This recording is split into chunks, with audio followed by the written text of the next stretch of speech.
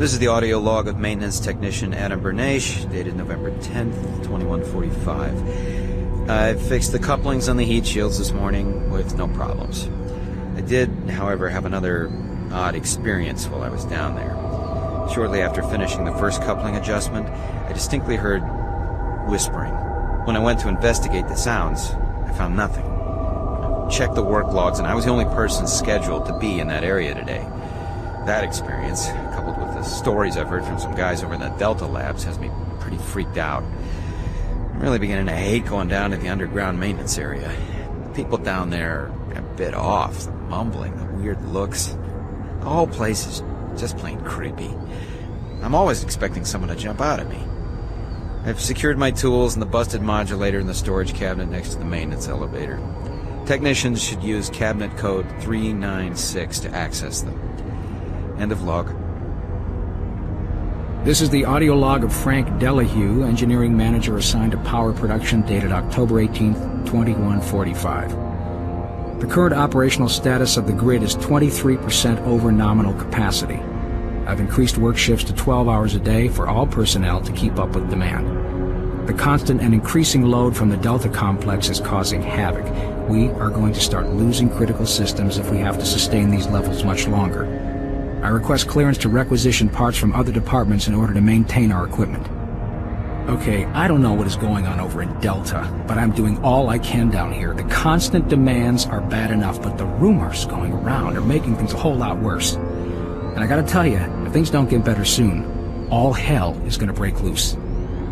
This is the audio log of Frank Delahue, engineering manager assigned to power production, dated October 24th, 2145. Reclamation problems continue to plague the main processor. 2 more valve overloads on that unit in just the past week. These overloads can destroy the valves, causing very dangerous fire, jetting with enough heat to incinerate sensitive equipment nearby. To date, we've had only 1 reported injury as a result of these valve failures, and this is due in large part to the quick response of the engineering team. Our procedure of entering the failure code 842 in the operation terminal has proved adequate, and I recommend no changes in that procedure.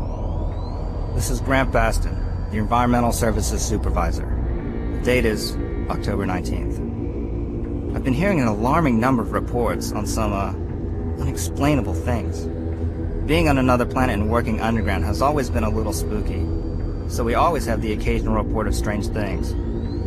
But what is worrying me is the fact that the number of these reports are up by a lot. People are truly frightened. The rumors we're hearing about experiments from the Delta complex are not helping. The power fluctuations aren't helping at all either. Having the lights flicker constantly and losing power for several minutes at a time is scaring everyone down here. I'm doing my best to keep people on track, but we're continually short-handed. Someone's reporting in sick almost every day. I'll keep my director apprised of the situation, and will continue to log reports as I get them.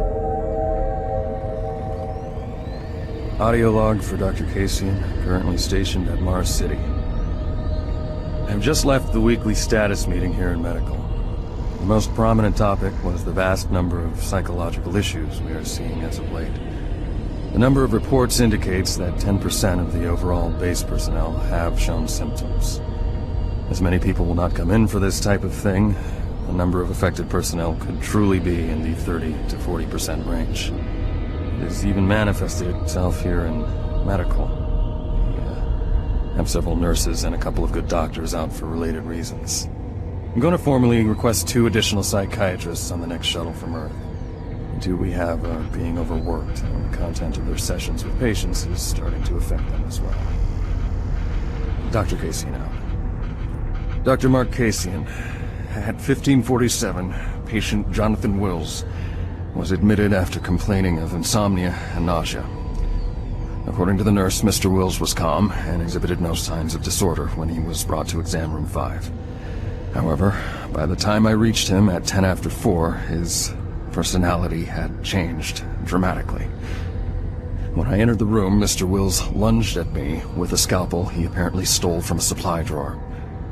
With the assistance of an orderly, we managed to subdue and sedate him without injury. Mr. Wills was heavily medicated and could not be diagnosed, but in the 20 minutes he was left unattended, he managed to carve 3 symbols in his arm and cut his own tongue into 2 halves. I I can only guess at the cause of his... Audio report confirming new troop deployments for the Mars City Marine Facility, October 30th, 2145. The new troops will be arriving within a few days.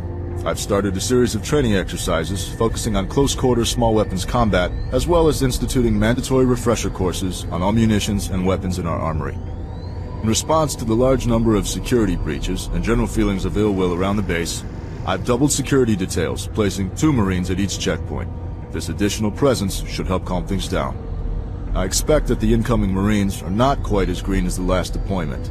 They've turned out okay, but some combat experience will go a long way right now. Sergeant Tyson, out. Audio report on troop morale. Morale here is beginning to drop. It's nothing to worry about yet since I keep my Marines sharp and ready to go, but events at the base are wearing on the troops. There have been a lot of things happening here on the base. I believe the UAC experiments being performed here must be the cause. Out here, they could be experimenting on God knows what. There are quite a few people missing, and no Marines, of course. It's the civilian population I am referring to. Bottom line, whatever it is they have going on here has my men on a razor's edge. At this point, there is no cause for alarm, but I am requesting we rotate squads every 90 days instead of every 180. I will continue to report as the situation develops. It is good we have the new Marines en route. Fresh faces will help. Sergeant Tyson, out. This is Mark Stanton, Manifest Controller currently stationed at Mars City. I'm not sure who to send this to, so I decided to send it to quite a few people. If you're on the recipient list, please take a moment to review this report. It is quite important. I'm very concerned over the shipping procedures out here. I am the Manifest Controller, and as such, I need to be informed of everything coming in and out of Mars City. Someone here is subverting my position and preventing me from getting data on things being shipped. This is unacceptable. Not only could this reflect poorly on my upcoming review, but this is my job and I'm tired of being out of the loop. I have no idea who keeps telling the shipping crews to allow things in and out without allowing me to produce or procure the manifest, but whoever it is, it must stop. One of the dock workers actually told me to piss off when I tried to stop one of the last containers from going straight to Delta. I immediately filed a report and will follow up with the transit manager next time I see him. End of log. This is the audio log of Director William Banks, dated October 20th, 2145.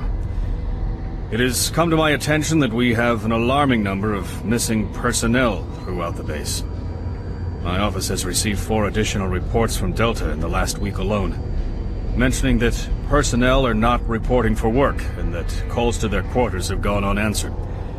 My office has sent the names of those personnel to Mars City Security, and they have promised to initiate an investigation.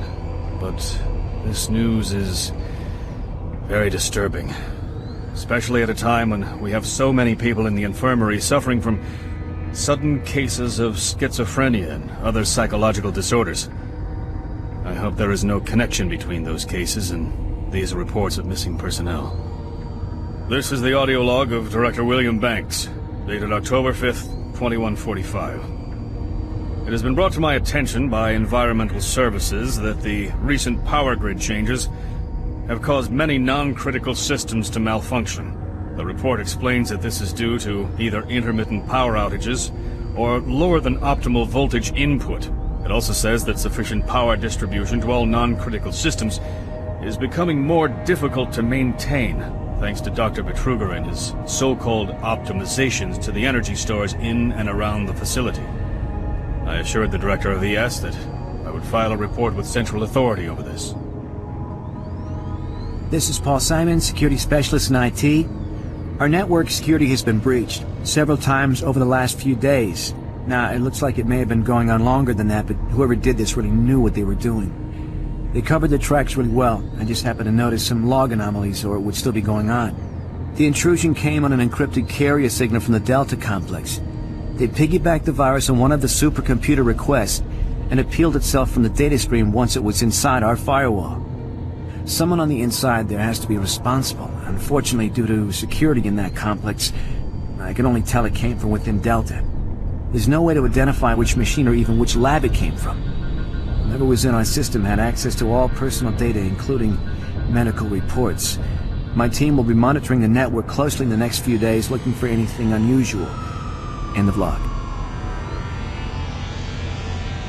Audio log for Jack Smith, benefits analyst in HR 1024-2145. I just went through another batch of accident reports from the science team.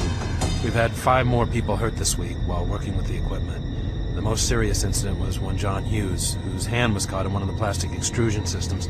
He was performing maintenance on it and states that he unplugged it and had the safety key in his pocket.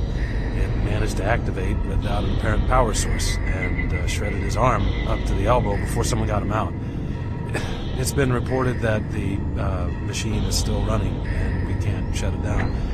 The cost on that incident alone is enough to raise the red flag, but this is just one in a pile. We're going to overrun our budget on benefits payout this quarter. And while it's not my department, I have to assume that the new equipment budget is going to be blown out as well, because, according to these reports, the equipment's breaking down on a daily basis. Please mark this for review at corporate. End of log.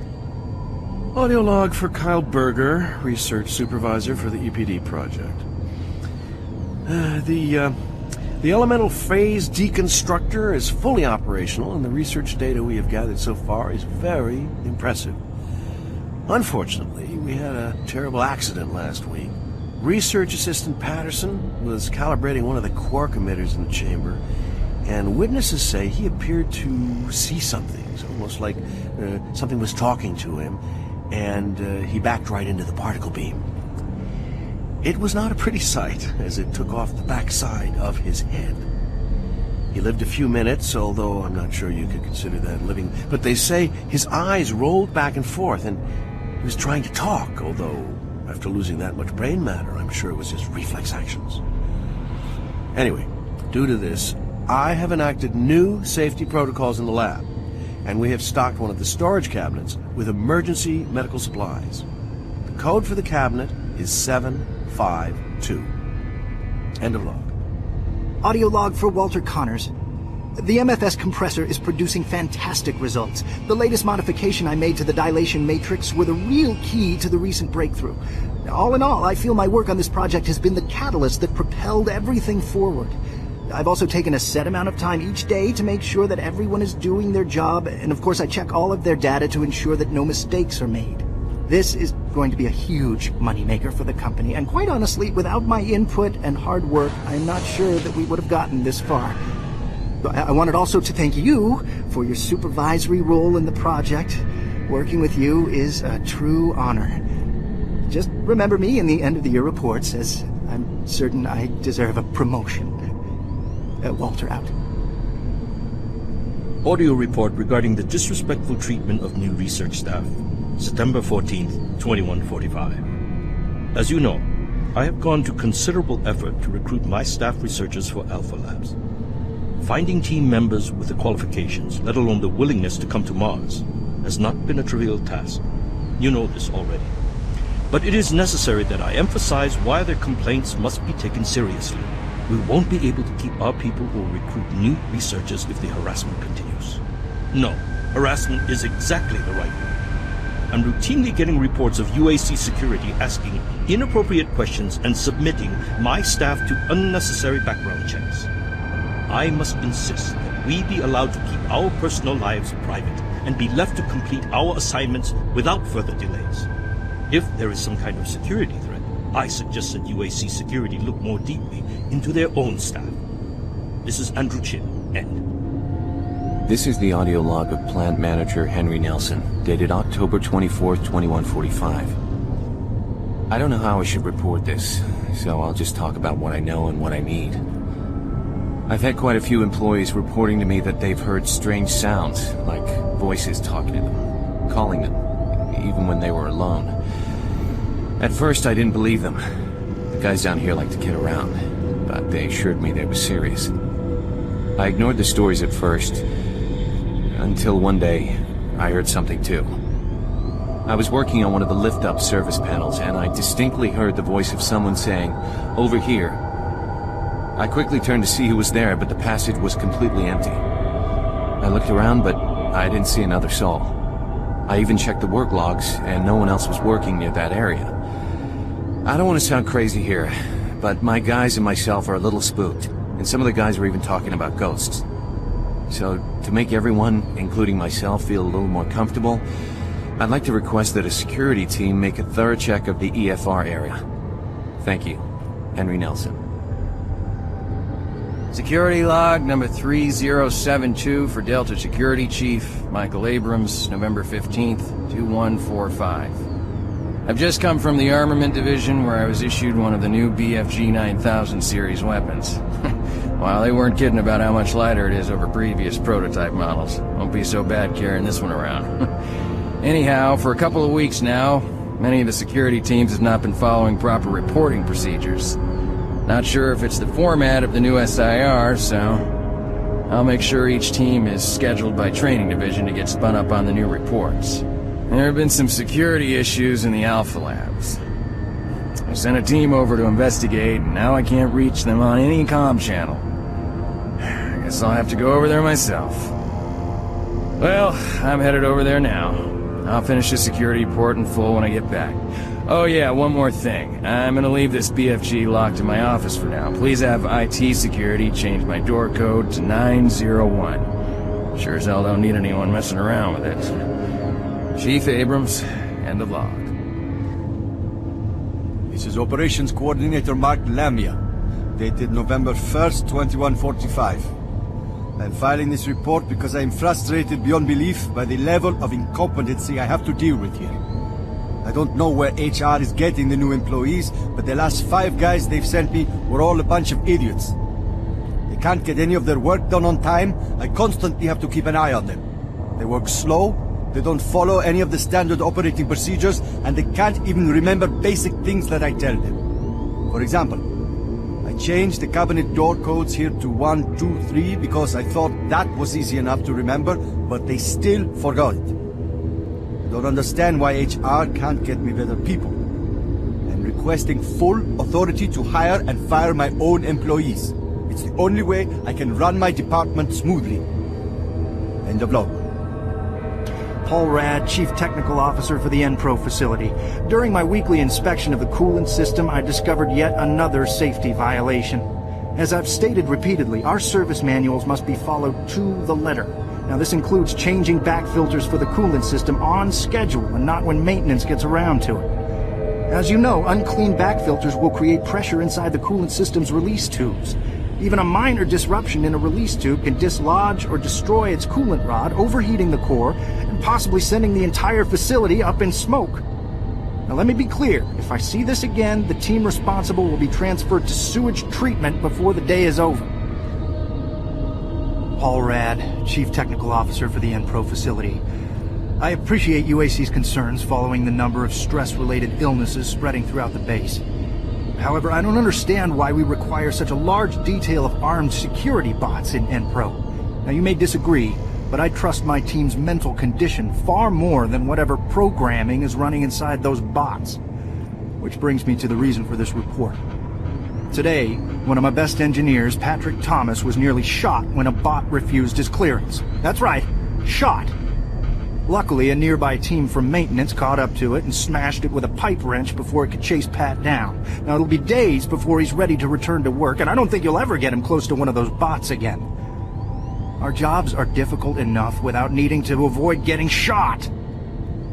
If we're going to be treated like prisoners, I respectfully request that you afford us the courtesy of being guarded by people instead of machines. Steve Hammer, service technician. Since Private Swenson wigged out, shot up that drink machine, then lit himself up with a plasma gun, we've all been a bit nervous. All of us in maintenance knew he was losing it. Finally, when that darn drink machine wouldn't accept his credits, he lost it, started swearing up and down, and you had to laugh when that machine lit up, but before any of us could react, he fed himself enough plasma to power an office building. There wasn't enough head to clean up, just vapor. It's a bad thing to happen to anyone. Anyway, I know with all the psych problems we've had lately, we need the additional security, but when the guards start going nuts, I don't know, all this extra weapons and ammunition, I mean, do we really need so much firepower laying around? Well, a couple of us decided to lock up all of the unsecured plasma rounds we could find. The code is 734. I think we'll all sleep a bit better tonight knowing it's locked up. This is the audio log of weapon analyst Teresa Chazar, dated November 3rd, 2145. I'm pleased to report that the preliminary tests on the ammo storage in the new Mach 3 plasma gun has far exceeded our expectations. We've realized a full 50% gain in the storage capacity of ammo packs as a result of utilizing techniques engineered in the Alpha Lab's molecular compactor. I believe with the ongoing compaction research, we will reach our goal of 3 times the plasma storage currently available in standard ammo packs. I would also like to mention that all of the employees here at the Enpro plant have been very helpful and quite eager to accommodate all of my requests. For security reasons, I've locked the plasma gun and the extra ammo in locker 063 with door code 972. End of log. This is the audio log of Officer Ron Ridge, dated October 16, 2145. Recent transport tunnel accidents are causing major headaches for both supply and maintenance. Each accident causes an estimated 1 to 3 hour delay in what are mostly time-sensitive shipments. It's becoming evident that certain junctions need safety adjustments as well as recommitment to driving safety by all personnel. The Enpro to Com Center route has shown the biggest increase in accidents over the past 6 months. Safety signs and improved lighting are needed throughout the main junctions over the stretch of tunnels and paths. Absolutely, no recreational vehicle passage should be allowed during peak hours. All personnel should use monorail travel whenever possible to keep cargo shipments flowing smoothly. This is the audio log of Controller James Holliday, dated September 24th, 2145. The recent transport issues from Site 3 have caused the board to call a formal inquiry. We'll study weight limits and suggest better ways to provide protection for Site 3 artifacts. Our equipment... God damn it, these PDAs, does anything work with these? Finish this later. This is the audio log of Technician Seamus, dated October 16th, 2145. Our relatively new remote module replacement procedures are taking some time for maintenance technicians to adjust to. In the long run, it's a much safer, quicker, and easier method. Once a technician receives a call, he simply locates the problem module and gives a replacement command through the remote terminal located in the main comm block. This will initiate the replacement procedure as well as create a repair report, which notifies the repair team of an incoming module. Some minor repairs can be done on-site with normal equipment. I'm hoping the new system will need less and less use once the source of the recent power fluctuations is located and solved. The system is built to handle most other things with its automated recovery systems.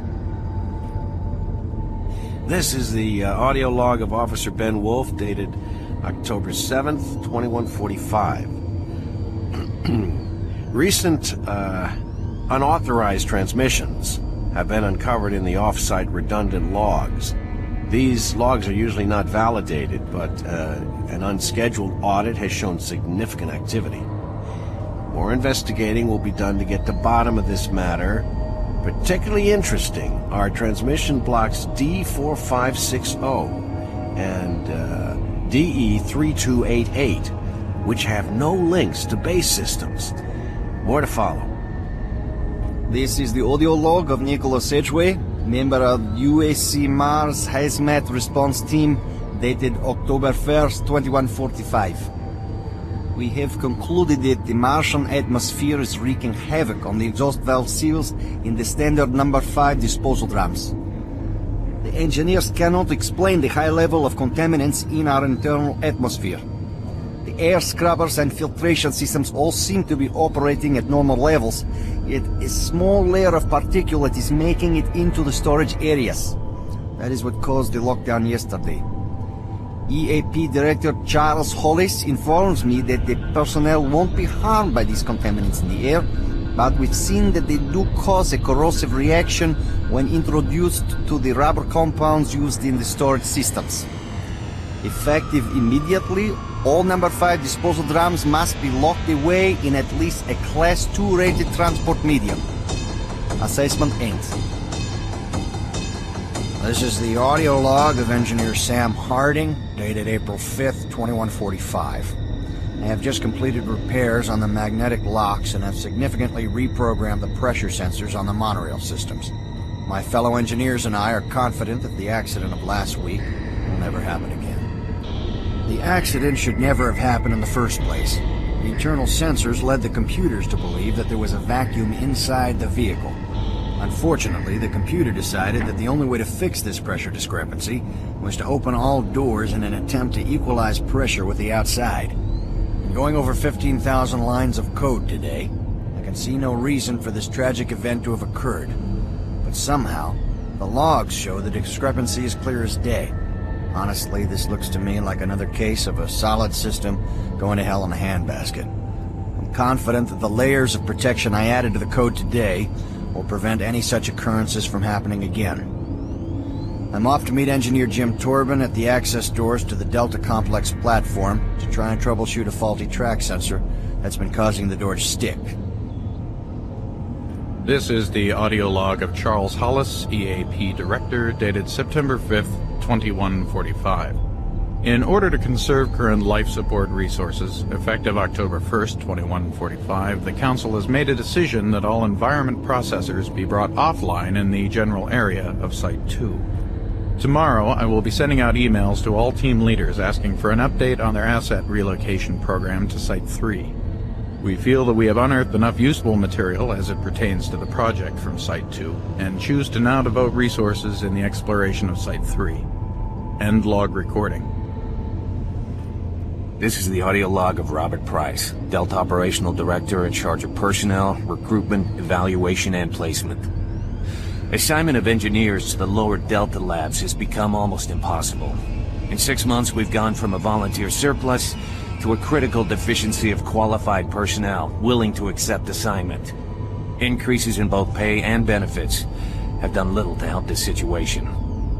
Through exit interviews as well as the weekly Delta medical brief, it's become apparent to everyone that the rate of sudden and unexplained mental illness is way beyond acceptable levels, even from ours. They're derogatorily being called sub-delts up here, and I have a feeling this attitude will spread to other parts of the UAC. End of log. This is the audio log of Robert Price, Delta Operational Director in charge of personnel, recruitment, evaluation, and placement. Disciplinary Action Report 40C-8, responding to Mars City Administration request. Delta Labs 1 is currently addressing a problem concerning theft of security equipment. 4 members of the security detail assigned to the Delta Labs have been reprimanded, with 3 others under investigation. It seems caches of weapons, armor, and ammo have been discovered in various places throughout the Delta Labs. We've located some of the missing equipment and have information that we hope will lead us to more. I have a team investigating storage room 21D with security code 298, where I've learned stolen items may be located.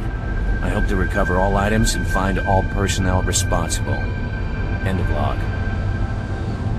Audio log for Phil Wilson, medical technician, Delta Labs, October 20th, 2145.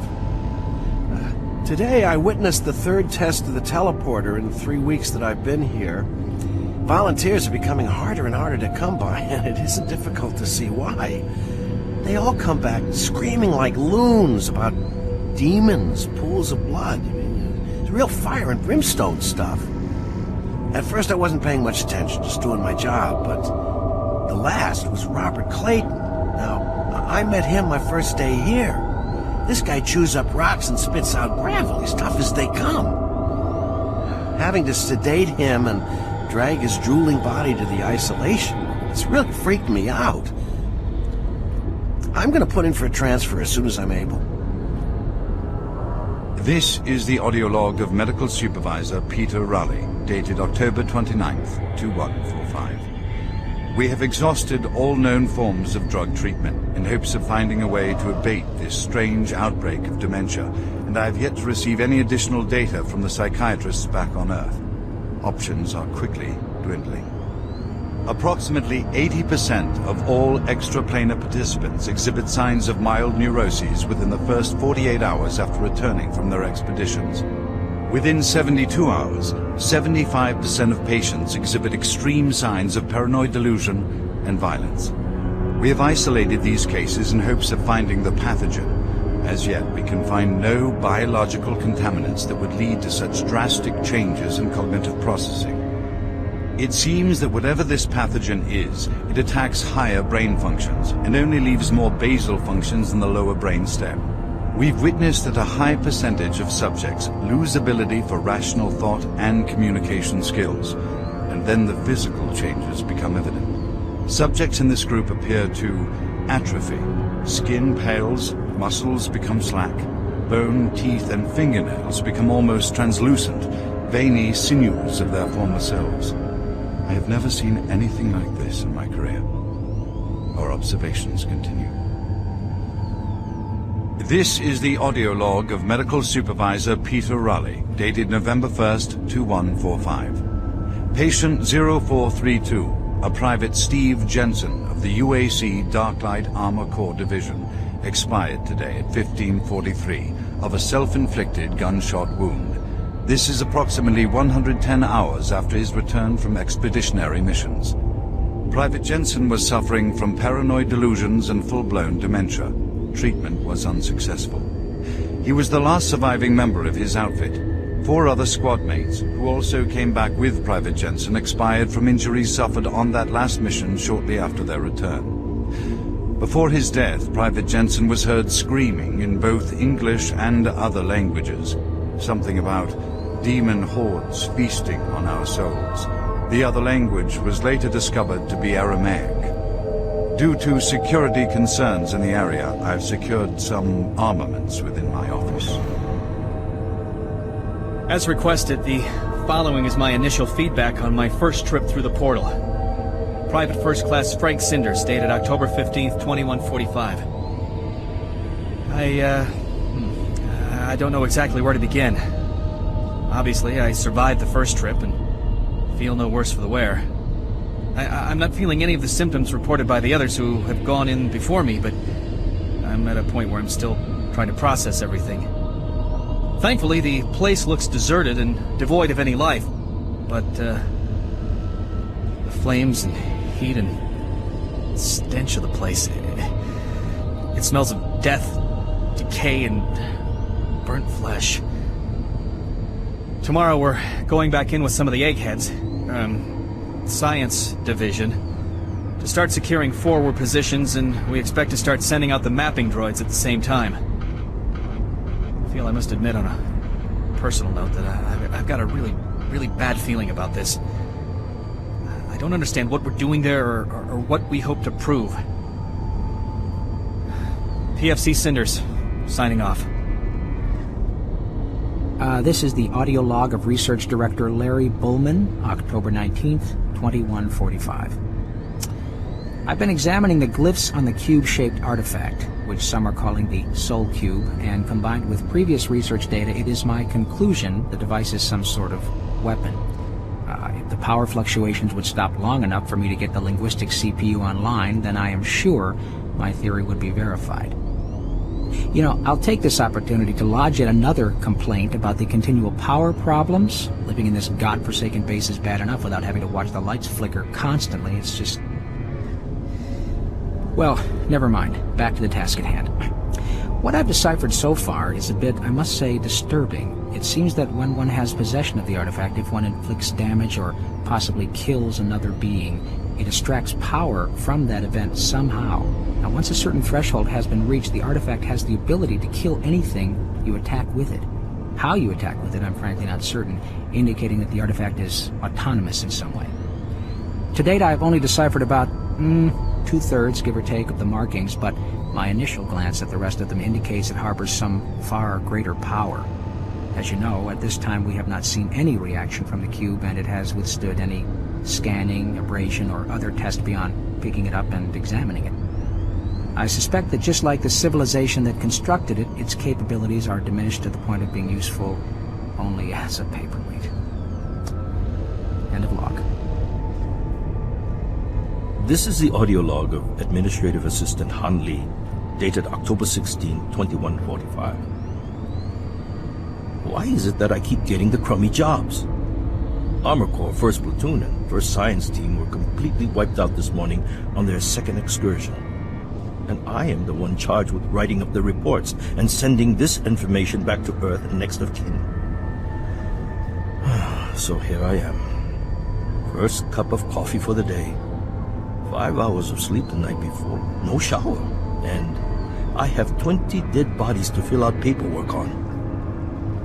I haven't seen the actual corpses, but word coming down from the grapevine says that it looks like they have been hacked up pretty good. This has everyone on the base spooked. Betruger is nowhere to be found, and there are a lot of questions being asked with no answers from anyone. Last I heard, they were suiting up the next outfit with the new BFGs. Sounds like they weren't taking any chances on this next trip with them packing that kind of firepower. This is the audio log of Administrative Assistant Han Lee, dated October 20th, 2145. Just when I thought this job couldn't get much worse, it did. Delta scientists sent another group of researchers through the portal 2 days ago, and they failed to return at their scheduled time. Radio transmissions to the research body have gone unanswered. Even our LZ tracking systems can't find them. We fear that they are dead. Losing lives is one thing, but losing our proprietary technologies is another. The team was equipped with the newest BFG weaponry. We fear those guns may have fallen into the hands of those that killed them. We don't know who or what is behind that portal, but until we find out where our guns are, I'm suggesting we suspend operations to the portal. Thank you. End of log.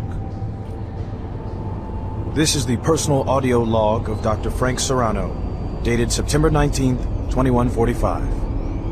I've been brainstorming on Betruger's thoughts about achieving sustained, uninterrupted transfers for the teleportation units. Currently, our systems can only build enough of a charge to have the portals open for approximately 10 to 15 seconds. It's enough time to get a team through, but not enough time to send in some of the heavier equipment. Engineering in the Inpro facility informed me that we can theoretically boost the active portal time to 45 seconds quite easily. But this will require rerouting power from central processing, and we just can't afford the downtime. The power requirements for the system are astronomical. We're sucking power from 3 veins in Inpro just to power Chamber 1. I have no idea how we can sustain transfers for longer than 60 seconds without giving serious thought to reorganizing the teleport power grid. I'll sleep on this. This is Dr. Frank Serrano signing off. This is the audio log of Dr. Martin Schultz, dated August 7, 2145. We need to amend the operating procedures to ensure that all target teleport markers are properly set and locked before engaging the systems. We had a tragic accident today in Chamber 1 that led to the death of Susan, one of our female chimps. She stepped onto the platform during the calibration phase, and an electrical short gauged the system and literally split her in two. Her torso appeared at the destination marker, while her lower extremities remained in place on the source pad. I'm not sure how we've gone this long without this problem appearing sooner, but it seems like we've been having nothing but difficulties getting these systems to work. I don't know where Betruger finds the energy. He's been busy slaving away in the labs for 16 hours a day trying to debug these latest problems. What's he trying to do? Make the rest of his working stiffs look bad? Regardless, we have our work cut out for us over the next couple of days, going over all the systems logs to see exactly what went wrong with this round of tests. Dr. Martin Schultz signing off, hoping to report better news next time. This is the audio log of Research Specialist Simon Garlick, dated August 8th, 2145. It seems that I have misplaced the rest of the science team. I don't know how it happened. This place... well, I don't know what this place has done with them. One moment there, I'm taking samples, and the next thing I know, I turn around and everyone is gone. There 1 second, turn around, and they're gone. I can't raise anyone on the comm links, and the only signs of the team I can find are tools and other personal effects that seem to have been left behind. Almost as if they had stopped working midway through running experiments. This place does funny things with your eyes and your perception of time. Hopefully, they just went into the next sector and are waiting for me to catch up. I'm going off to find them now. This is Simon Garlick, signing off. This is the audio log of Research Specialist Simon Garlick, dated August 10th, 2145. It's been 2 days now since I've seen any other team members.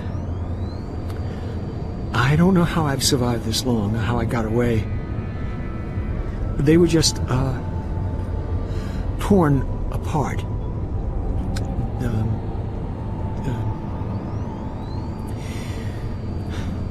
They could only be described as demons. I have never seen such a big thing move so quickly. Oh dear God, what has happened to us? The teeth. Oh, that's the last thing I remember seeing. Teeth. The sounds. Words cannot describe. I'm sure it's just a matter of time before they find me again. I'm convinced they are toying with me, allowing me to stay 2 steps ahead of them. I can see them in the shadows sometime. Why do they taunt me? I'm not sure how much longer I can... I'm shooting at shadows here. And every moment I feel them creeping closer toward me. Oh God. Oh God, we should never have... This is the audio log of Counselor Elliot Swan, dated November 15, 2145. This entire research facility is in chaos. There's at least a 90% death rate among civilian personnel. Whatever Betruger unleashed is literally consuming the base. People have been turned into some sort of undead creatures that are relentless. Campbell and I are making our way towards the communications facility. We must stop all communications. If a distress call leaves the base, then everyone here and on Earth is doomed. This is the audio log of Counselor Elliot Swan, dated November 16, 2145. Campbell and I were unable to reach the main portal in the Delta Complex, but that portal may be inconsequential to a more disturbing discovery. We have uncovered reference to another portal, created by the demons themselves, a passageway between Hell and Mars. We suspect it resides within the cavern somewhere near the archaeological dig. The fleet is on its way. Campbell and I will attempt to move there and somehow either shut it down or destroy it. That hellhole must be closed before the fleet arrives. This is the audio log for Tony Bates, Mars Security IT Division, September 25th, 2145. I spent the last 4 hours going through the code for the door systems here in Central Processing. This is proving to be a real bitch of a glitch to work out. I've traced through every system I could think of, and access to Lab A continues to be problematic for the time being. All the regular access codes seem to be working fine, but the database will not allow access rights to be granted to new visitors. In the meantime, I'm adding a backdoor code into the systems for IT staff and the eggheads, so if they need access to Lab A while the systems are on the fritz, they can use the code 627 to bypass door security. End of log. This is the audio log of Charlie Haskell, Delta Labs technician, dated September 23rd, 2145. We're making good progress in increasing the max range of Chamber 3 in the Delta complex. We've been crunching numbers all night and feel that with a few slight modifications, we should be able to boost output to cover all of Delta. The latest schedule changes are wreaking havoc on our current systems, and it's not uncommon to see system utilization at 99% for days at a time. We understand that Lab A has finally received the NREC 6809 systems. Please consider this a formal request for a block of 2 hours to run our latest formulas at the soonest available time. This is the audio log for Tony Bates, Mars Security IT Division, October 15th, 2145.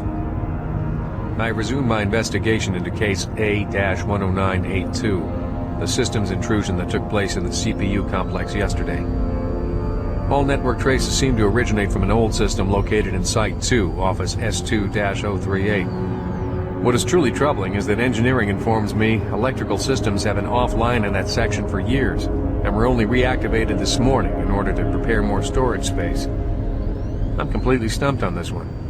How does a hack originate from a section of the base that has been out of commission for so long? I will make another report once I've personally investigated the suspect office in Site 2. End of log. This is the audio log of Dr. Pierce Rogers.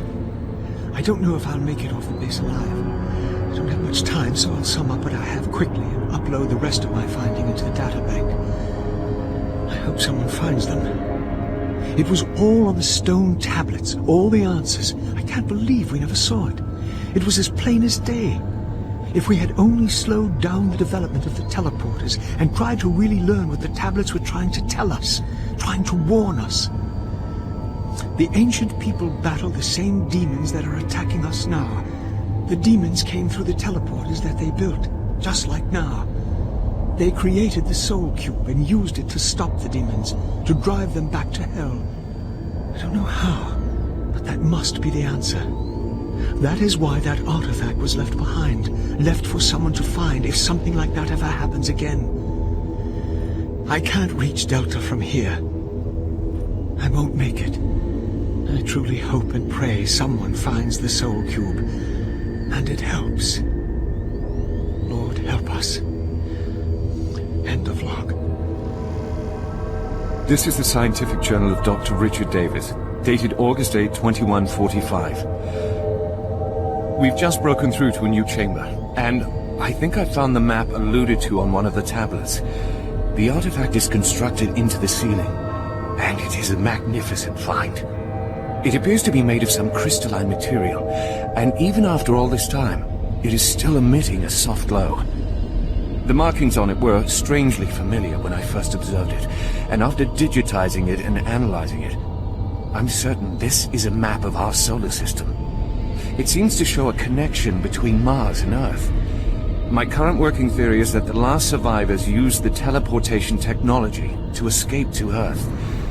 The ramifications of this are overwhelming. This may end up proving that we are actually descendants of this race, and what we are exploring is our own history. I'm going to report my findings as soon as we finish the excavation, and they should show up in corporate within a few days. These are truly exciting times. Log out. Audio report regarding dangerous working conditions in caverns below Delta. This is Bob Cody.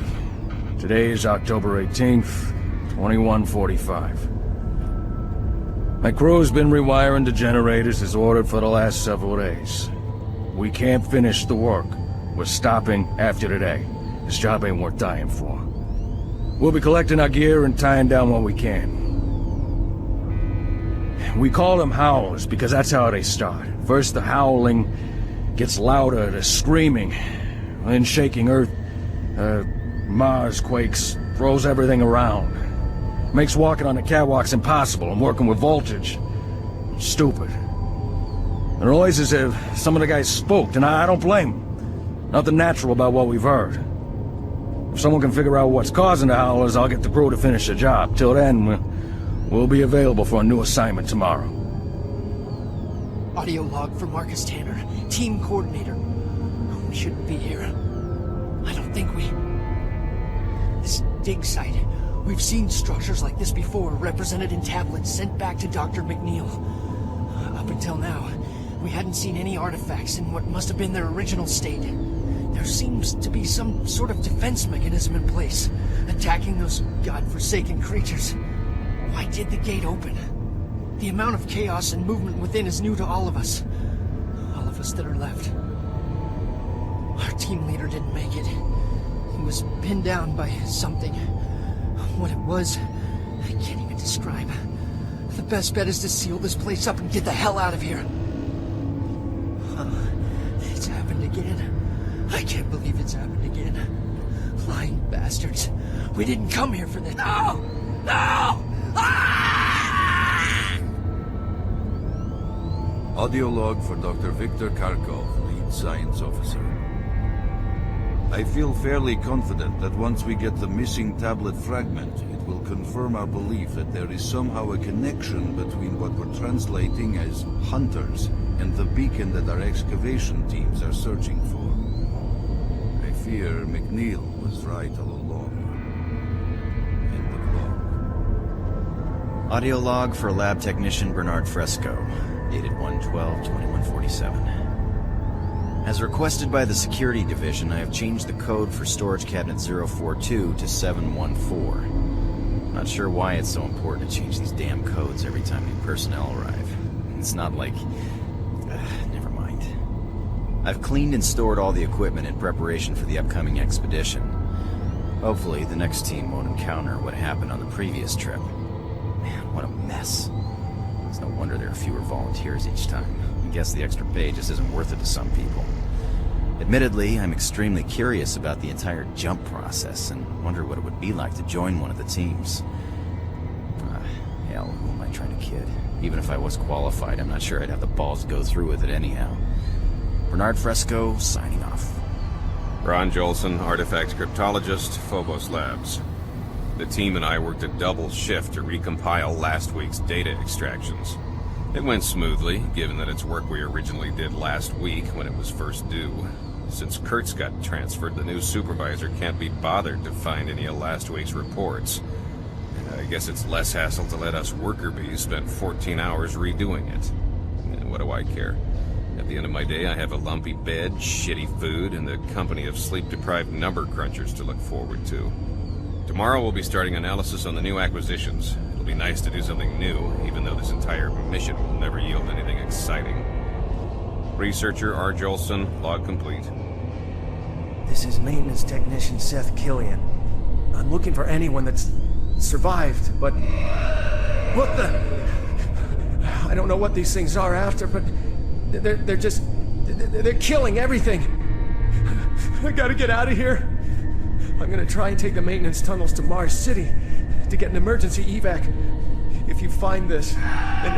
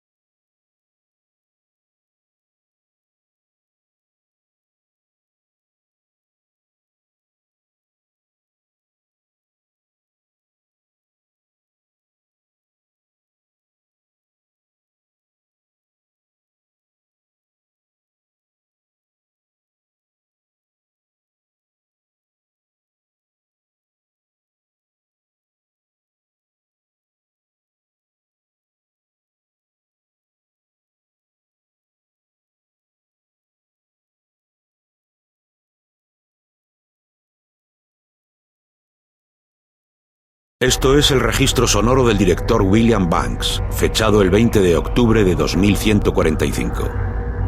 He observado que tenemos una alarmante cantidad de personal desaparecido por toda la base. Solo la semana pasada mi oficina recibió 4 informes adicionales comentando que el personal no se presenta a trabajar y que no contestan cuando se les llama a sus habitaciones. Mi oficina ha enviado los nombres de dicho personal al Departamento de Seguridad de Mars City y han prometido iniciar una investigación. En cualquier caso, se trata de algo muy turbador, especialmente ahora que tenemos a tanta gente en la enfermería sufriendo casos repentinos de esquizofrenia y otros trastornos psicológicos.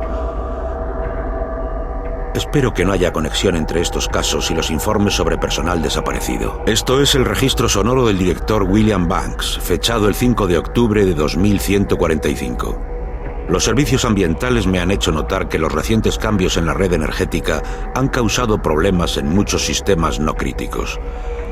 El informe explica que esto se debe a carestías intermitentes de corriente o voltajes inferiores a los ideales. También dice que la distribución uniforme de corriente para todos los sistemas no críticos se está haciendo más difícil de mantener, gracias al Dr. Betruger y a sus supuestas optimizaciones de las reservas energéticas dentro y fuera de la instalación. Le he asegurado al director de SA que enviaré un informe a la autoridad central acerca de esto. Informe de Paul Simons, especialista de seguridad informática. En los últimos días nuestro sistema de seguridad de red ha sido violado varias veces. Puede que haya estado ocurriendo desde antes, pero sea quienes sean los responsables, sabían lo que estaban haciendo. Han cubierto sus huellas muy bien. Si no llego a notar ciertas anomalías de registro, no nos habríamos enterado. La intrusión provenía de una portadora encriptada desde el complejo Delta. Han adosado el virus a una de las solicitudes de los superordenadores y se ha separado de la corriente de datos después de atravesar nuestro firewall.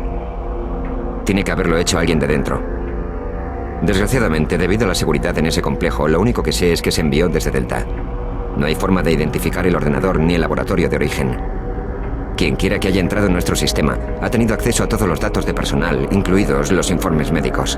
Mi equipo estará controlando cuidadosamente la red durante los próximos días por si detectan algo inusual. Fin del registro. Registro sonoro de Jack Smith, analista de beneficios en RRHH, 24 del 10, del 2145.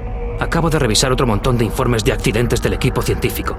Esta semana hemos tenido 5 heridos más mientras trabajaban con el equipo. El incidente más serio ha sido el de John Hughes, cuya mano quedó atrapada en uno de los sistemas de extrusión de plásticos.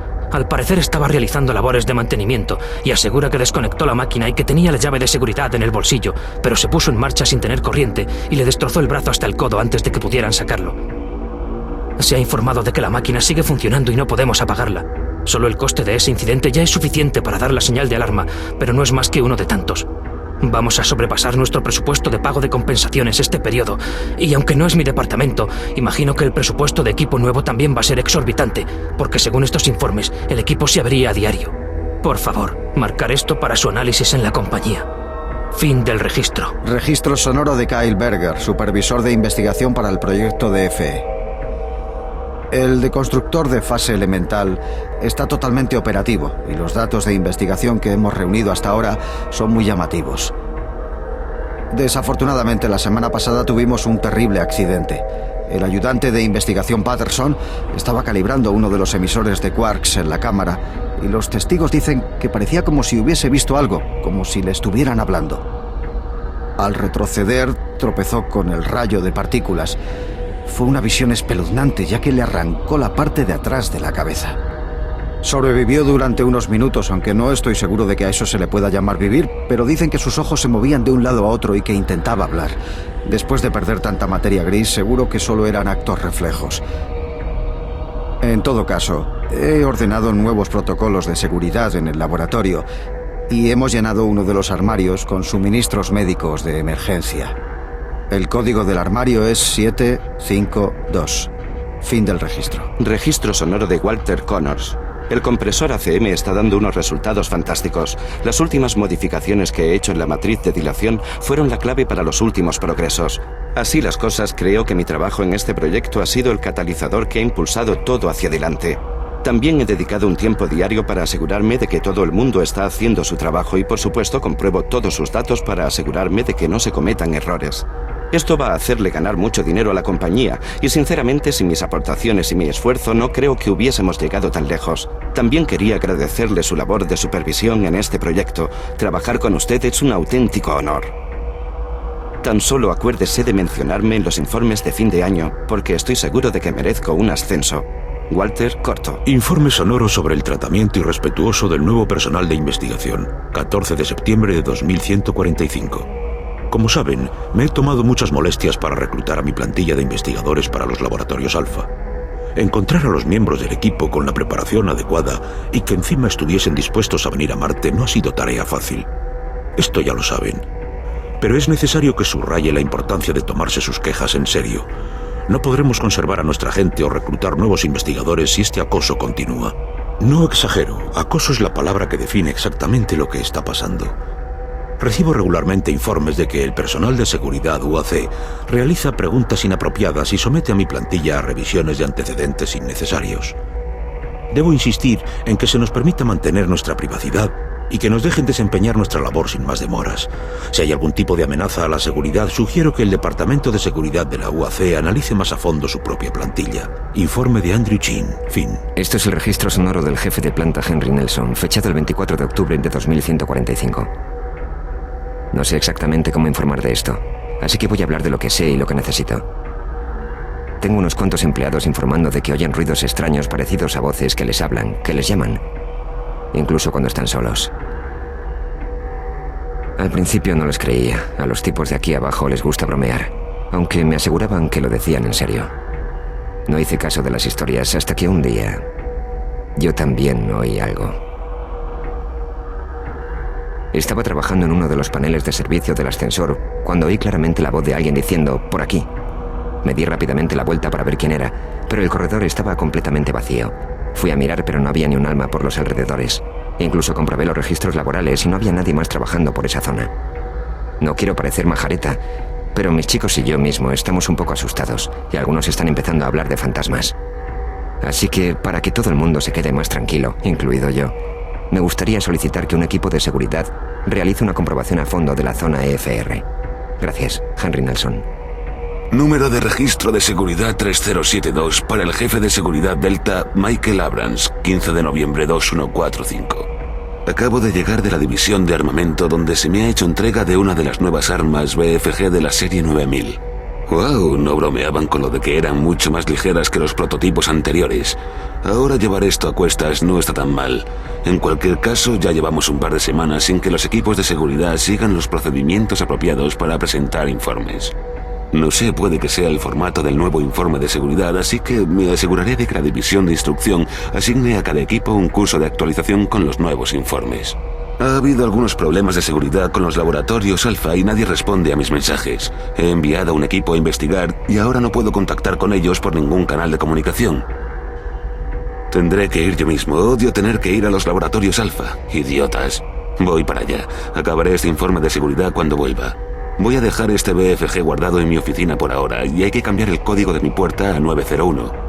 Lo último que quiero es que alguien se ponga a trastear con esta cosa. Jefe Abrams, fin del registro. Aquí, coordinador de operaciones Mark Lamia, fechado el 1 de noviembre de 2145. Estoy presentando este informe porque me siento increíblemente frustrado con el nivel de incompetencia al que tengo que enfrentarme. No sé de dónde saca RH a los nuevos empleados, pero los últimos 5 tipos que me han mandado son una banda de idiotas. No son capaces de terminar su trabajo a tiempo y tengo que estar supervisándolos constantemente. Trabajan con lentitud, no siguen ninguno de los procedimientos estándar y ni siquiera recuerdan las cosas básicas que les digo. Por ejemplo, he cambiado los códigos de las puertas de nuestros armarios a 1, 2, 3 porque pensaba que así sería más fácil de recordar, pero siguen olvidándolo. No entiendo por qué RH no puede conseguirme gente mejor. Solicito autoridad plena para contratar y despedir a mis propios empleados. Es la única forma de dirigir mi departamento con eficacia. Fin del registro. Informe sonoro sobre las peligrosas condiciones de trabajo en las cavernas bajo Delta. Por Bob Cody. Hoy es 18 de octubre de 2145. Estos días mi equipo ha estado recableando los generadores tal y como se ordenó. Pero no podemos terminar el trabajo. Hoy lo dejamos. No vale la pena morir por esto. Recogeremos nuestras cosas y dejaremos resuelto lo que podamos. Los llamamos aulladores porque así es como empiezan. Primero un aullido que se hace más y más fuerte. Luego hay un martemoto que empieza a sacudirlo todo. Así es imposible caminar por las pasarelas y trabajar con voltaje sería una estupidez. Esos ruidos tienen aterrorizados a algunos de los muchachos y no les culpo. Lo que hemos oído no tiene nada de natural. Si alguien puede averiguar lo que está causando esos aulladores, haré que mi equipo termine lo que empezó. Hasta entonces estaremos disponibles para un nuevo destino a partir de mañana. Esto es el registro sonoro del técnico Samus Blackie, fechado el 16 de octubre de 2145. A los técnicos de mantenimiento les está llevando algún tiempo ajustarse a nuestros relativamente nuevos procedimientos de sustitución del módulo remoto. A la larga es un método mucho más seguro, rápido y fácil. Cuando un técnico recibe una llamada, simplemente localiza el módulo problemático y emite una orden de sustitución mediante el terminal remoto situado en el bloque de comunicación principal. Esto inicia un procedimiento de sustitución y crea un informe de reparación que notifica la llegada de un módulo al equipo. Se pueden hacer algunas reparaciones menores en el sitio con equipamiento normal. Una vez que la fuente de las actuales fluctuaciones de corriente se haya localizado y resuelto, espero que el nuevo sistema se use cada vez menos. Está construido para ocuparse de muchas de las demás incidencias mediante sus sistemas automatizados de recuperación. Esto es el registro sonoro del oficial Ben Wolf, fechado el 7 de octubre de 2145. Se han descubierto recientes transmisiones no autorizadas en los registros redundantes externos. Estos registros normalmente no están validados, pero una audición no programada ha mostrado una actividad significativa. Van a llevarse a cabo más investigaciones para llegar al fondo de este asunto. Los bloques de transmisión DE4560X9 y DE3288H9, que no tienen enlace con los sistemas de la base, son particularmente interesantes. Próximamente más. Esto es el registro sonoro del oficial Ron Reich, fechado el 16 de octubre de 2145. Los recientes accidentes en los túneles de transporte están causando serios quebraderos de cabeza tanto a mantenimiento como a suministro. Cada accidente causa una demora estimada entre 1 y 3 horas en envíos donde el tiempo es fundamental. Es evidente que ciertos cruces necesitan ajustes de seguridad y el personal debe ser concienciado para conducir con mayor precaución. La ruta desde Empro al centro de comunicación ha mostrado el mayor incremento de accidentes en los últimos 6 meses. Hacen falta letreros de seguridad y mejoras en la iluminación en los principales cruces de los túneles y los caminos. No se debe permitir absolutamente ningún vehículo recreativo durante las horas punta. Todo el personal debe usar el monorraíl en sus desplazamientos siempre que sea posible para que los envíos de cargamento circulen con fluidez. Esto es el registro sonoro del controlador James Holiday, fechado el 24 de septiembre de 2145. Los recientes problemas de transporte del sitio 3 han hecho que la directiva haya solicitado una investigación formal. Estudiaremos los límites de peso y sugeriremos nuevas formas de proporcionar protección para los artefactos del sitio 3. Nuestro equipamiento... ¿Pero qué diablos? Joder, esta maldita PDA está... ¿Funciona algo aquí? ¡Esos capullos! Acabaré esto más tarde. Esto es el registro sonoro de Tony Bates, División de Seguridad Informática en Marte, fechado el 25 de septiembre de 2145. He pasado las últimas 4 horas examinando el código de los sistemas de puertas de procesamiento central y está resultando ser un error realmente complicado de resolver. He rastreado hasta el último sistema concebible y por ahora el acceso al laboratorio A sigue siendo problemático. Todos los códigos de acceso irregulares parecen estar funcionando bien, pero la base de datos no permite que se concedan nuevos derechos de acceso a los nuevos visitantes. Mientras tanto, estoy añadiendo un código de puerta trasera para el personal informático y los científicos, así que si necesitan acceder al laboratorio A mientras los sistemas están escacharrados, pueden usar el código 627 para cancelar el cierre de seguridad de las puertas. Fin del registro. Esto es el registro sonoro de Charlie Haskell, técnico de los laboratorios Delta, fechado el 23 de septiembre de 2145. Estamos progresando satisfactoriamente en el aumento del rango máximo de la cámara 3 en el complejo Delta. Hemos estado procesando números toda la noche y creo que con unas pocas modificaciones deberíamos poder aumentar la producción para cubrir a todo el complejo Delta.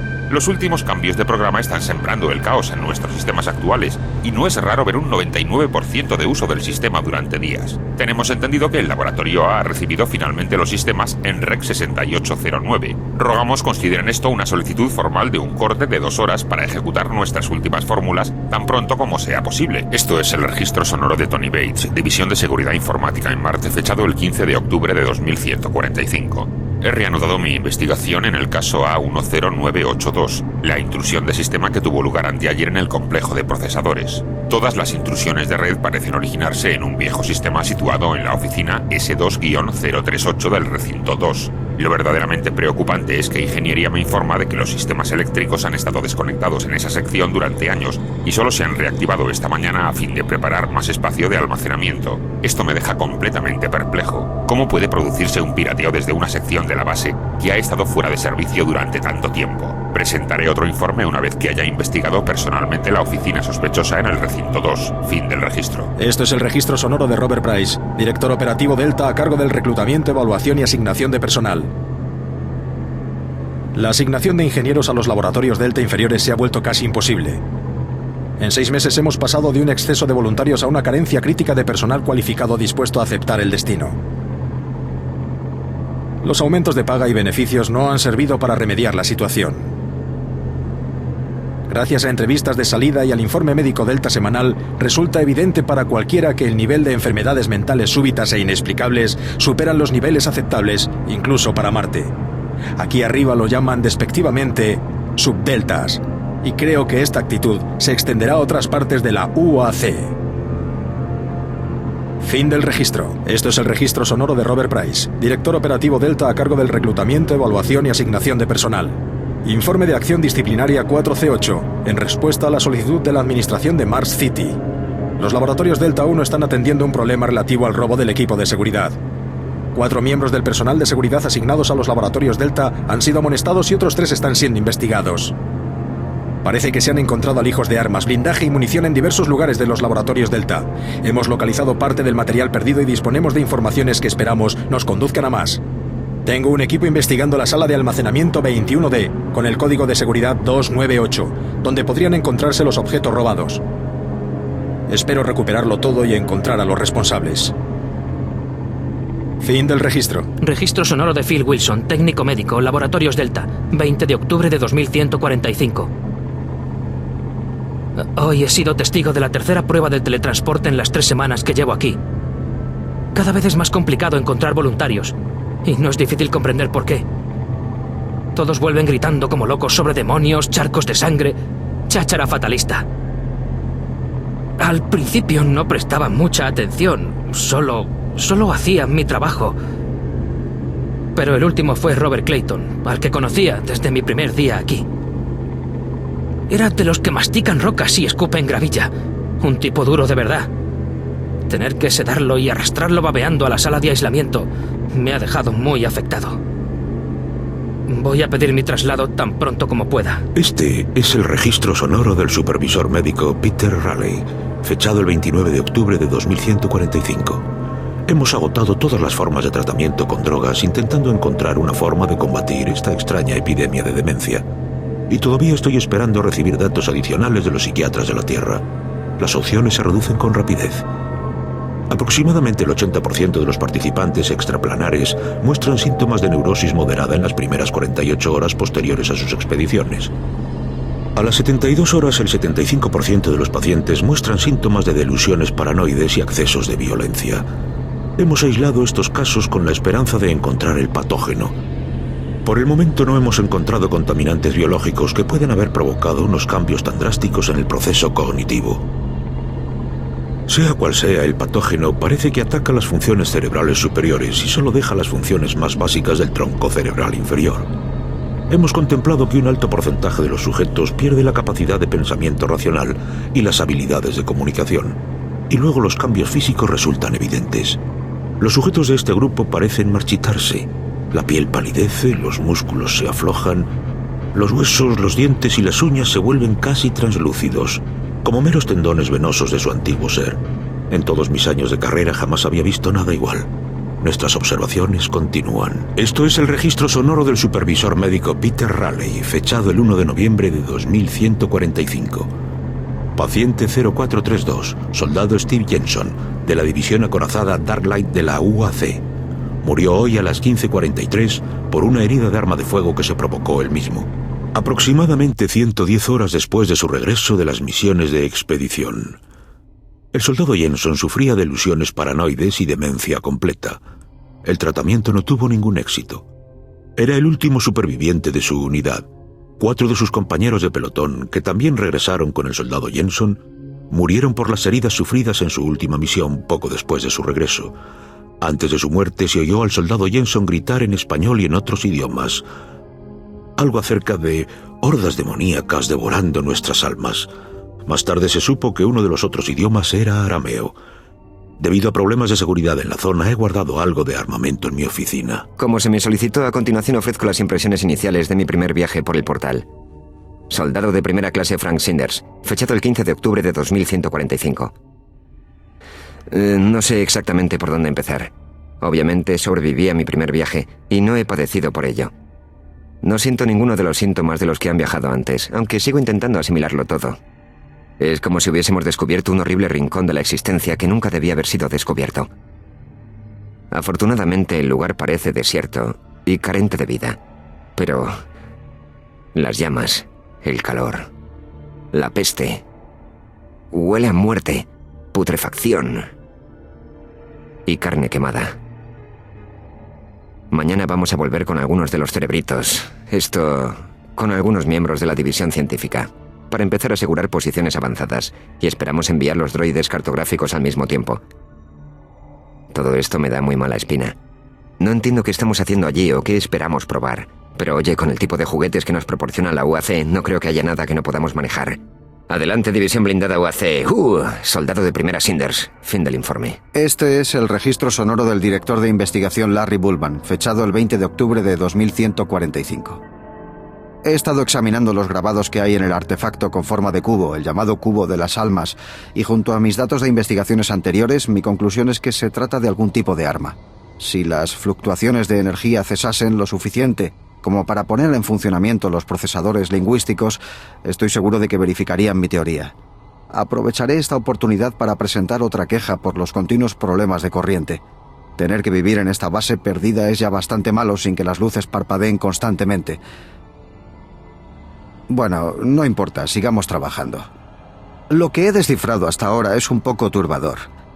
Parece que cuando posees el artefacto, si infliges daño o matas a otra criatura, de algún modo extrae energía del suceso. Una vez que ha alcanzado cierto umbral, el artefacto tiene la habilidad de matar cualquier cosa. No tengo claro cómo se usa para atacar. Parece que es un autónomo o algo así. Hasta la fecha solo he descifrado unos 2/3 de los grabados, pero en un primer vistazo parecen indicar que alberga un poder mucho mayor. Como ya se sabe, por ahora no hemos registrado ninguna reacción del cubo. Ha resistido todos los escáneres, abrasiones y pruebas que le hemos hecho, salvo la de cogerlo y examinarlo. Sospecho que, al igual que la civilización que lo construyó, su capacidad ha disminuido hasta el punto de que ya solo es útil como pisapapeles. Fin del registro. Esto es el registro sonoro del auxiliar administrativo Hanley, fechado el 16 de octubre de 2145. No entiendo por qué me siguen dando los peores trabajos. El primer pelotón de la división blindada y el primer equipo científico fueron completamente liquidados esta mañana en su segunda excursión, y me ha tocado escribir los formularios y mandar la información de vuelta a la Tierra y a sus familiares. Así que aquí estoy con la primera taza de café del día. 5 horas de sueño la noche anterior, sin ducharme, y con 20 cadáveres sobre los que rellenar impresos. En realidad no he visto los cadáveres, pero me han dicho que han quedado bastante machacados. Esto tiene a toda la base bastante asustada. A Betrugar no se le encuentra por ninguna parte, y hay un montón de preguntas que nadie responde. Lo último que he oído es que la próxima unidad va a ir equipada con los nuevos BFG. Parece que no quieren correr ningún riesgo con la siguiente expedición. Esto es el registro sonoro del auxiliar administrativo Hanley, fechado el 20 de octubre de 2145. Vaya, justo cuando pensaba que este trabajo no podría empeorar, pues lo ha hecho. Los científicos Delta enviaron a otro grupo de investigadores por el portal hace 2 días y no han regresado a la hora prevista. No responden a las transmisiones de radio, ni siquiera nuestros sistemas de rastreo LZ pueden encontrarlos. Tememos que estén muertos. Una cosa es perder vidas, pero perder nuestras tecnologías patentadas es gravísimo. Aquellos hombres iban equipados con nuestro más moderno armamento BFG. Nos tememos que esas armas hayan caído en manos de quienes los mataron. No sabemos quién o qué está detrás de ese portal, pero hasta que averigüemos dónde están esas armas, sugiero que suspendamos las operaciones a través del mismo. Gracias. Fin del registro. Esto es el registro sonoro personal del Dr. Frank Serrano, fechado el 19 de septiembre de 2145. He estado recogiendo ideas acerca de los planes de Betruger para conseguir transferencias estables e ininterrumpidas para las unidades de teletransporte. Actualmente, nuestros sistemas solo pueden acumular suficiente energía para mantener los portales abiertos entre 10 y 15 segundos. Suficiente para mandar un equipo, pero no lo bastante como para enviar equipamiento pesado. El Departamento de Ingeniería en la instalación EMPRO me informa de que teóricamente podemos aumentar fácilmente el tiempo de activación del portal hasta 45 segundos, pero habría que redirigir la corriente de procesamiento central y no nos podemos permitir ese lapso. Esos ordenadores son realmente necesarios para calcular las fórmulas. Los requisitos energéticos para este sistema son astronómicos. Estamos chupando corriente de 3 fuentes de EMPRO solo para alimentar la cámara 1. No sé cómo vamos a poder mantener las transferencias más de 60 segundos sin plantear una reorganización completa de la red energética del teletransportador. Meditaré sobre esto. Informe del Dr. Frank Serrano, fin de la jornada de hoy. Esto es el registro sonoro del Dr. Martin Schul, fechado el 7 de agosto de 2145. Necesitamos corregir los procesos operativos para asegurarnos de que todos los marcadores objetivo de teletransporte están configurados y bloqueados apropiadamente antes de activar los sistemas. Hoy hemos tenido un trágico accidente en la cámara 1 en el que ha muerto Susan, una de nuestras hembras de chimpancé. Se subió a la plataforma durante la fase de calibración y un cortocircuito activó de repente el sistema, partiéndola literalmente en dos. Su torso apareció en el marcador de destino, mientras que sus extremidades inferiores permanecieron en la plataforma de origen. No estoy seguro de cómo hemos llegado tan lejos sin que apareciese antes este problema, pero el funcionamiento de estos sistemas solo nos ha dado problemas. No sé de dónde saca Betruger la energía. Ha estado trabajando como un esclavo en los laboratorios 16 horas al día, tratando de resolver los últimos problemas. ¿Qué pretende? ¿Hacer que el resto parezcamos unos vagos? En cualquier caso, durante los próximos días tenemos trabajo de sobra examinando los registros de los sistemas, a ver si podemos descubrir qué ha fallado en las últimas pruebas. Informe del Dr. Martin Schul. Fin de la jornada. Espero tener mejores noticias la próxima vez. Esto es el registro sonoro del consejero Elliot Swan, fechado el 15 de noviembre de 2145. Toda esta instalación de investigación está sumida en el caos. Hay al menos un 90% de bajas mortales entre el personal civil. Sea lo que Betruger ha desatado, está literalmente consumiendo la base. La gente se ha convertido en una especie de monstruosos muertos vivientes, y son implacables. Campbell y yo nos estamos dirigiendo al centro de comunicaciones. Tenemos que detener todas las comunicaciones. Si alguien envía una señal de socorro, entonces la Tierra estará condenada. Esto es el registro sonoro del consejero Elliot Swan, fechado el 16 de noviembre de 2145. Campbell y yo no hemos logrado alcanzar el portal principal en el complejo Delta, pero ese portal puede que sea lo de menos ante un descubrimiento mucho más turbador. Hemos encontrado una referencia a otro portal, creado por los mismos demonios, un pasaje que conecta el infierno con Marte. Sospechamos que está dentro de las cavernas, en algún lugar cercano a la excavación arqueológica. La Armada está de camino. Campbell y yo intentaremos llegar al portal y sellarlo de algún modo o destruirlo. Ese agujero del infierno tiene que estar cerrado para cuando llegue la Armada. Paul Rudd, director técnico de la instalación EMPRO. Durante mi inspección semanal del sistema de refrigeración, he descubierto otra violación de seguridad. Tal y como he repetido hasta la saciedad, nuestros manuales de servicio deben seguirse al pie de la letra. Esto incluye cambiar los filtros caseros del sistema de refrigeración puntualmente, no cuando mantenimiento encuentre un hueco. Como saben, unos filtros traseros sucios crearían presión dentro de los tubos de salida del sistema de refrigeración. Incluso una disrupción menor en el tubo de salida puede desencajar o destruir su barra de refrigeración, sobrecalentando el núcleo y posiblemente volando toda esta instalación. Voy a ser claro, si vuelvo a encontrarme con esto, el equipo responsable será destinado a la limpieza de las cloacas antes de que acabe el día. Paul Rudd, oficial técnico jefe de la instalación EMPRO. Aprecio la preocupación de la UAC por los problemas mentales causados por el estrés que se están extendiendo por la base. No obstante, no entiendo por qué necesitamos tantos bots de seguridad armados en EMPRO. Quizá discrepen conmigo, pero yo confío en la estabilidad mental de mi equipo mucho más que en la programación de esos bots. Lo cual me lleva a la razón de este informe. Hoy, uno de mis mejores ingenieros, Patrick Thomas, estuvo a punto de ser tiroteado por un bot que se negaba a reconocer su autorización de seguridad. En efecto, tiroteado. Por fortuna, un equipo de mantenimiento cercano pudo destrozarlo con una llave inglesa antes de que abatiese a Pat. Pasarán días antes de que vuelva a trabajar, y no creo que pueda volver a acercarse a uno de esos bots. Nuestros trabajos ya son bastante complicados sin tener que evitar que nos disparen. Si van a tratarnos como prisioneros, les pido respetuosamente que al menos tengan la cortesía de vigilarnos con personas y no con máquinas. Steve Hammer, técnico de servicio. Desde que al soldado Svensson se le fue la olla, le disparó a aquella máquina de bebidas y luego se prendió fuego con el proyector de plasma, todos hemos estado un poco nerviosos. En mantenimiento sabíamos que estaba enloqueciendo.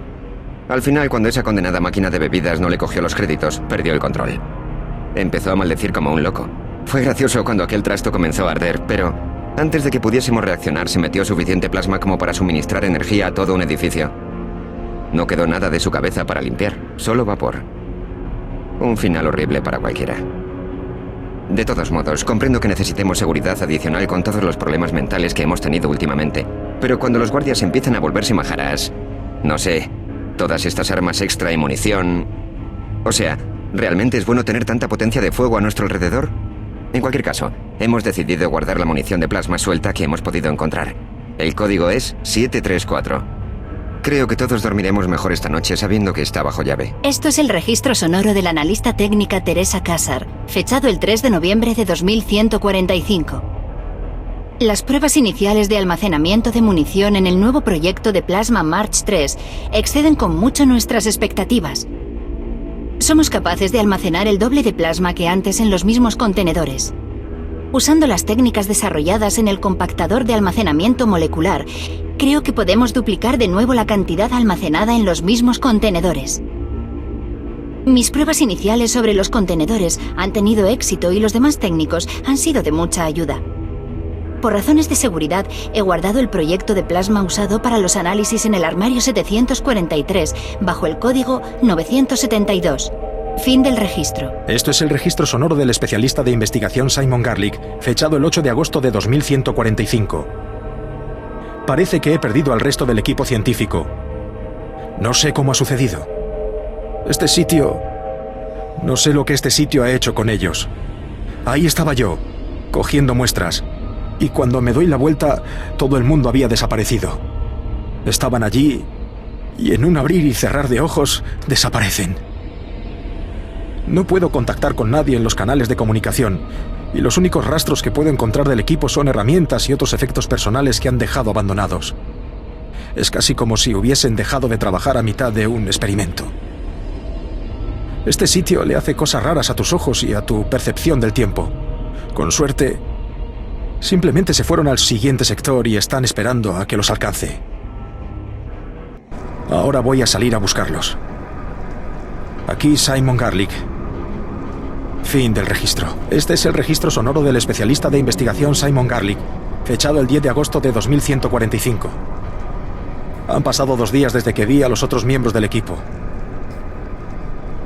No sé cómo he sobrevivido tanto tiempo o cómo me he librado. Los han hecho pedazos.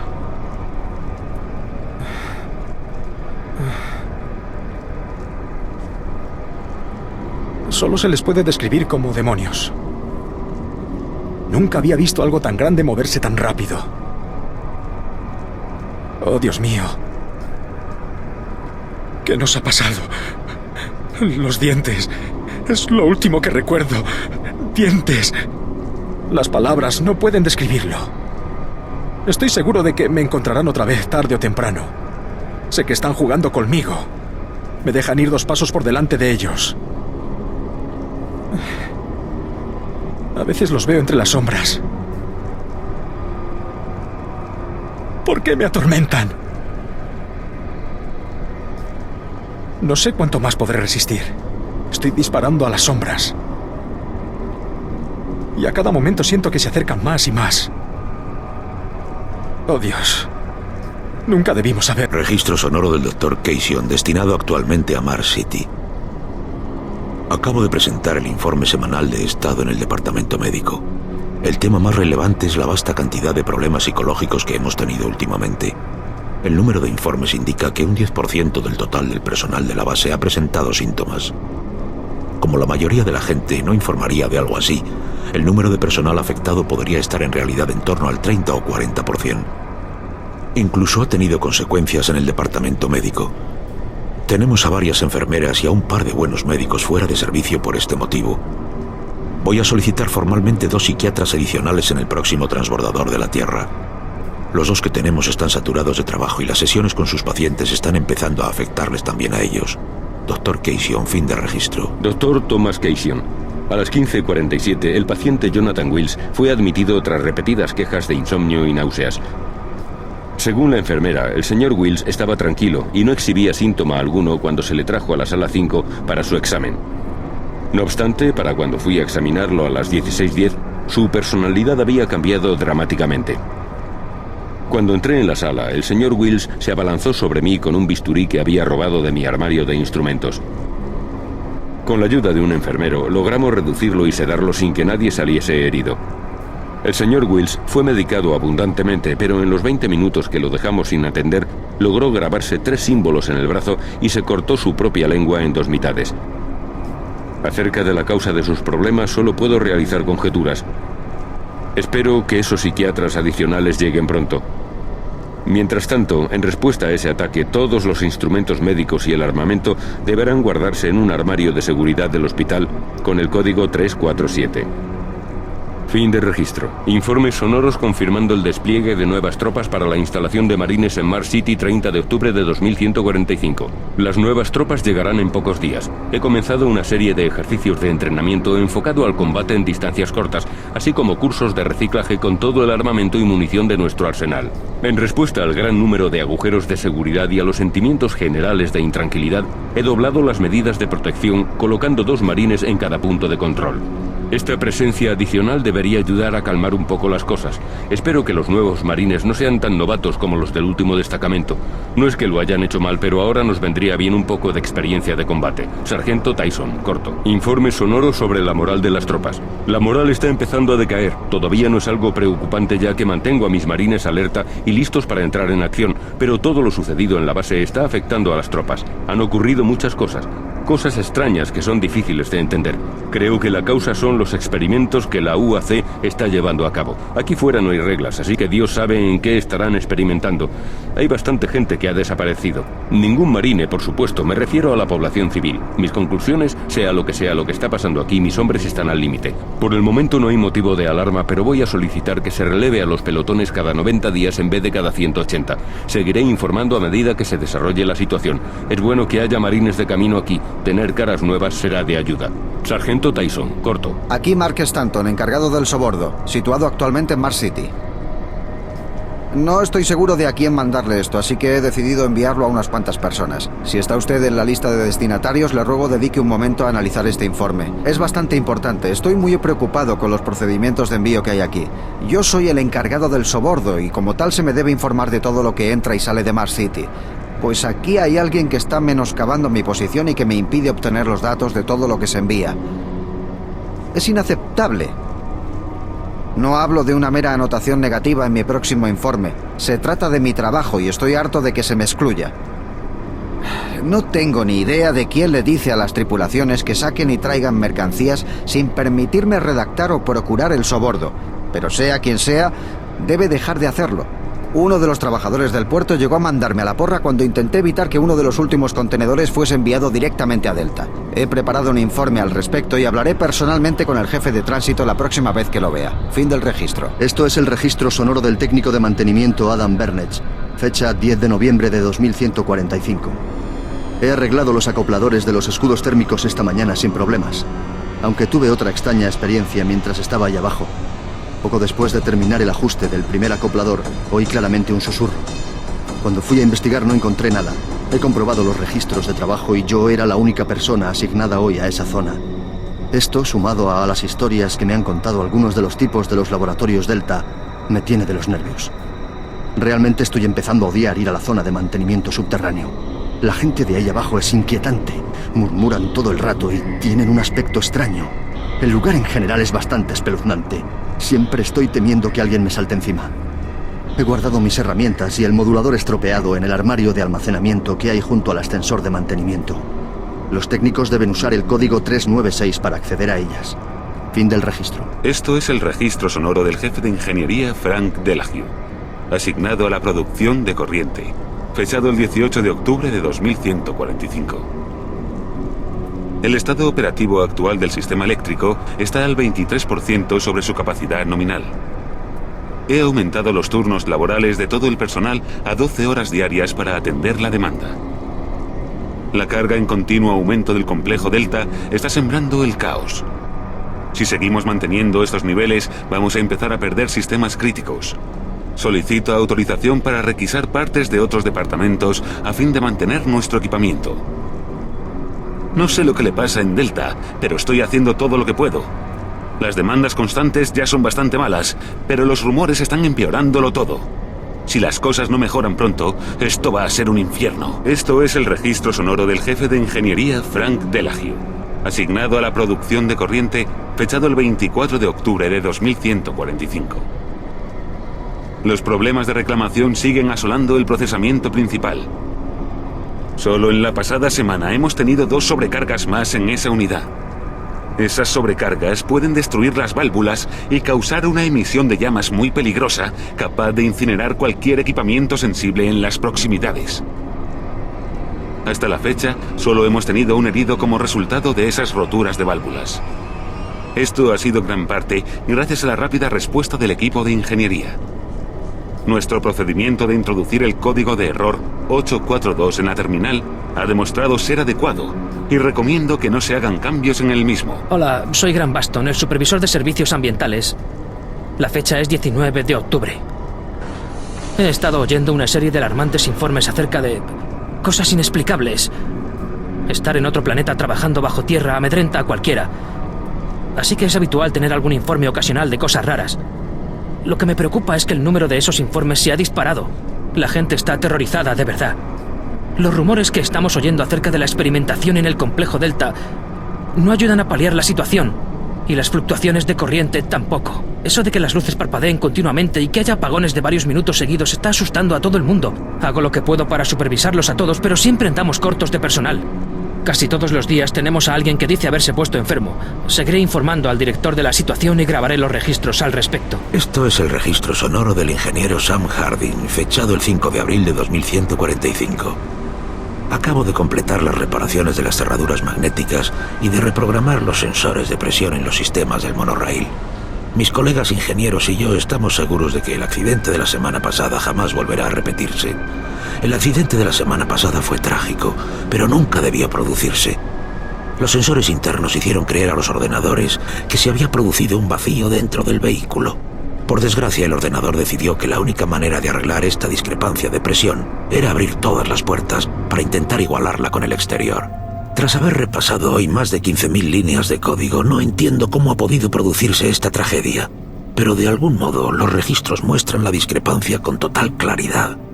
En realidad, a mí esto me parece el clásico caso de un sistema sólido y fiable que se ha ido a freír puñetas por alguna nimiedad.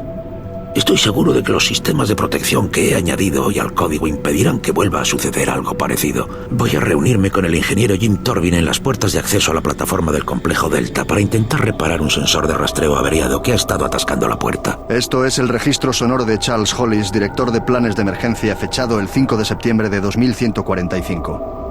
A fin de conservar los recursos de mantenimiento vital con efecto a 1 de octubre de 2145, el Consejo Corporativo ha tomado la decisión de que todos los procesadores atmosféricos sean desconectados en la zona general del recinto 2.